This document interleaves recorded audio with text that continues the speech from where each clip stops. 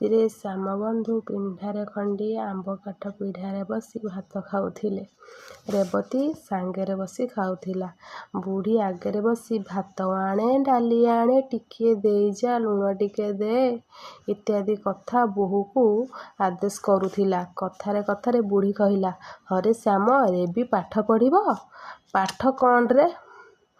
ଝିଅ ତ ପାଠପଢ଼ା କ'ଣ ହେବ? ଶ୍ୟାମବନ୍ଧୁ କହିଲେ, ହଉ କହୁଛି ତ ପାଠ ପଢ଼ୁ। ଝଙ୍କଡ଼ ପଟ୍ଟନାୟକ ଘର ଝିଅମାନେ ଯେ ଭାଗବତ ବୋଲି ପାରନ୍ତି, ବୈଦେହୀର ବିଳାସ ଛାନ୍ଦ ଗାଆନ୍ତି। ରେବି ଭାରି ରାଗିଯାଇ ଜେଜେଙ୍କୁ ଗାଳି ଦେଇ କହିଲା, ଯାଲୋ ବୁଢ଼ୀ ଡଗରୀ। ତାପରେ ଅଳି କରି ବାପାଙ୍କୁ କହିଲା, ବାପା ମୁଁ ପାଠ ପଢ଼ିବି। ଶ୍ୟାମବନ୍ଧୁ କହିଲେ, ହଁ ହଁ ତୁ ପାଠ ପଢ଼ିବୁ। ସେଦିନ କଥା କେମିତି ହେଇଥିଲା? ତା ଆରଦିନ ଉପରଓଳି ବାସୁଦେବ ସୀତାନାଥ ବାବୁଙ୍କର ବହି ଖଣ୍ଡିଏ ଆଣିକି ରେବତୀକୁ ଦେବାକୁ ସେ ବହୁତ ଖୁସି ହୋଇ ପାଖରେ ବସି ବହିର ମୂଳ ପୁଡ଼ାଠାରୁ ଶେଷ ପୁଡ଼ା ଯାଏ ଓଲଟି ଦେଖିଲା। ସେଥିରେ ହାତୀ, ଘୋଡ଼ା, ଗାଈ ଇତ୍ୟାଦିର ଛବି ଦେଖି ଭାରି ଖୁସି ହୋଇଗଲା। ଆମ ରେବି ଛବିଟା ଦେଖି ରେବି ଧାଇଁ ଆସି ମା'କୁ ବହିର ଛବି ସବୁ ଦେଖେଇଲା। ଆଉ ତାପରେ ଜେଜେଙ୍କୁ ବି ଦେଖେଇଲା।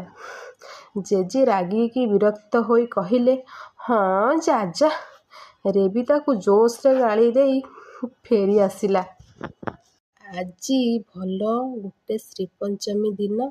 ରେବି ସକାଳୁ ଗାଧେଇ ନୂଆ ଲୁଗା ପିନ୍ଧି ଘରେ ଏପଟ ସେପଟ ହେଉଛି। ବାସୁ ଭାଇ ଆସିଲେ ବହି ପଢ଼ାଇ ଦେବେ।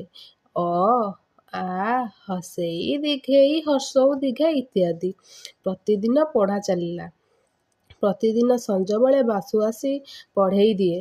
2 ବର୍ଷ ମଧ୍ୟରେ ରେବତୀ ଢେର ପଢ଼ିଗଲାଣି। ମଧୁରାଓଙ୍କ ଛନ୍ଦମାଳା ପଢ଼ିଯିବା ବେଳେ ପାଟିରେ ବାଟୁଳି ବାଜେ ନାହିଁ। ଦିନେ ରାତିରେ ଶ୍ୟାମବନ୍ଧୁ ବସି ଭାତ ଖାଇବା ବେଳେ ମା' ପୁଅ ଦୁଇଜଣ କଥାବାର୍ତ୍ତା ହେଲେ। ଶ୍ୟାମବନ୍ଧୁ କହିଲେ, କ'ଣ କହୁଛୁ ମା', ଭଲ ହେବନି? ବୁଢ଼ୀ କହିଲା, ହଁ ଭଲ ହେବ, ଜାତି କଥାଟା ଖାଲି ବୁଝିଦେ। ଶ୍ୟାମବନ୍ଧୁ, ମୁଁ ଆଜି ଯାଏଁ କ'ଣ କରୁଥିଲି କି? ଭଲ କରଣ। ଗରିବ ପୁଅ ହେଲେ ବି କ'ଣ ହେବ, ଜାତି ଭଲ। ବୁଢ଼ୀ, ଧନ ଦଉଲତ ନାହିଁ ବିଚାର, ଜାତି କଥାଟା ଆଗେ ପଚାର। ଘରେ ରହିବ ତ? ଶ୍ୟାମବନ୍ଧୁ ବାବୁ କହିଲେ, ଘରେ ନ ରହି କୁଆଡ଼େ ଯିବ? 1000 ଦେଲେ ମାମୁଁ ମାଇଁ ନା ଆଉ କ'ଣ? ରେବତୀ ପାଖରେ ବସି ଭାତ ଖାଉଥିଲା।